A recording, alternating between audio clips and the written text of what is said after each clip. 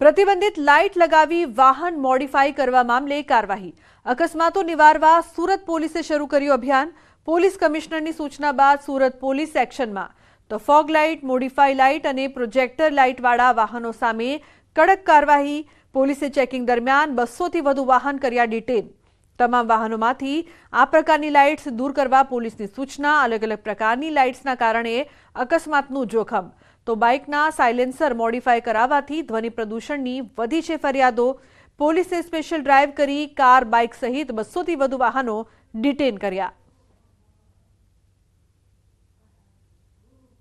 સુરત આમ તો metro city તરીકે ઓળખાય છે। સુરતનો ગ્રાફ દિવસે દિવસે વધી રહ્યો છે, ત્યારે સુરતમાં રહેતા લોકો પોતાની ગાડીને મોડિફાઈડ કરી સુરતના રસ્તા પર નીકળી ધ્વનિ પ્રદૂષણ કરતા હોય છે, બેફામ ગતિએ દોડતા હોય છે અને જે કંપની આપી છે ગાડી મોડિફાઈડ કરતા હોય, આવા તત્વોને રાઉસ કરવા માટે કહી શકાય કે શિક્ષા કરવા માટે સુરત પોલીસે ગઈકાલે રાત્રે એક ડ્રાઈવ કરી હતી, જેની અંદર 150 કરતાં વધારે ટુ વ્હીલર કબજે કરવામાં આવ્યા છે। કોઈક પાસે લાઇસન્સ નથી તો કોઈ કે મોડિફાઈડ બાઇક કરી સાયલેન્સર દ્વારા અવાજ કરે છે, તો કેટલાક લોકો જે હેડલાઇટ છે તે ચેન્જ કરી છે। તેની સાથે સાથે 4 વ્હીલર દેખાય છે, 200 કરતાં વધુ 4 વ્હીલરો પણ કબજે કરવામાં આવી છે। તમામ 4 વ્હીલરો એવી છે કે જે કંપનીની લાઇટ કાઢીને પ્રોજેક્ટર લાઇટ કે હેવી લેમ્પ નાખ્યા હોય છે, જેને લઈને અકસ્માતનો ભય રહે છે। આ ગાડીની લાઇટો એટલી પાવરફુલ હોય છે કે સામે આવતા વાહનો અથવા વ્યક્તિઓની આંખ અંજાઈ જાય છે, પરિણામે અકસ્માત થતા હોય છે। આ લાઇટો ગેરકાયદેસર છે। કહી શકાય કે થોડા દિવસ પહેલાં સમગ્ર ગુજરાતમાં સુરત પોલીસે અભિયાન શરૂ કર્યું હતું અને આ અભિયાન હવે ધીરે ધીરે રંગ લાવી રહ્યું છે। સુરતના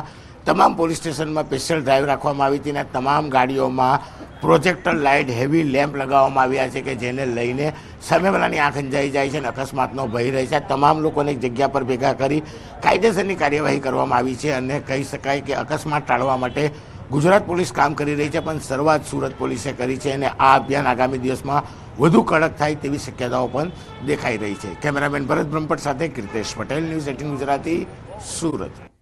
ચોરી કરનાર પર ગાડીઓ કસાયો। મંદિર ચોરી પર હર્ષ સંઘવીનું નિવેદન। 1 વર્ષમાં 94% મંદિર ચોરીના કેસ ઉકેલાયા। પોલીસે મંદિરમાં ચોરી થયેલ સામાન પરત કર્યો। હું આ માટે પોલીસને સલામ કરું છું।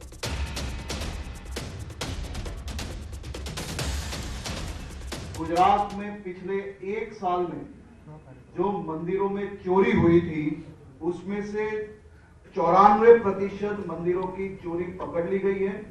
मात्र पकड़ ली गई है इतना ही नहीं, ये पकड़ने के बाद भगवान की मूर्तियां, सोने की चेन हो या चांदी का सामान हो, ये सभी सामान वापस लौटाने के लिए पुलिस स्टेशन में नहीं, लेकिन पुलिस खुद मंदिर में जाके संतों की हाजिरी में सभी ट्रस्टीज को सामान और आस्था का सामान वापस लौटाने में सफलता प्राप्त की। तो 31 डिसेम्बर नजीक आवता ज बूटलेगरो सक्रिय थया। आ वखते प्लास्टिक बबल रोलनी आड़मां राज्यमां दारू घुसाड़ातो होवानी घटना सामे आवी। वलसाड पोलीसे आ वखते प्लास्टिक बबल रोलनी आड़मां लाखों रूपियाना विदेशी दारूनी हेरफेરના બુટલેગરને ઝડપી પાડ્યા છે। બાતમીના આધારે પોલીસે દારૂ ભરેલ ટેમ્પોને રોકી તેને ઝડપી પાડ્યો છે। 3.5 લાખથી વધુની કિંમતના વિદેશી દારૂનો જથ્થો ઝડપાયો હતો।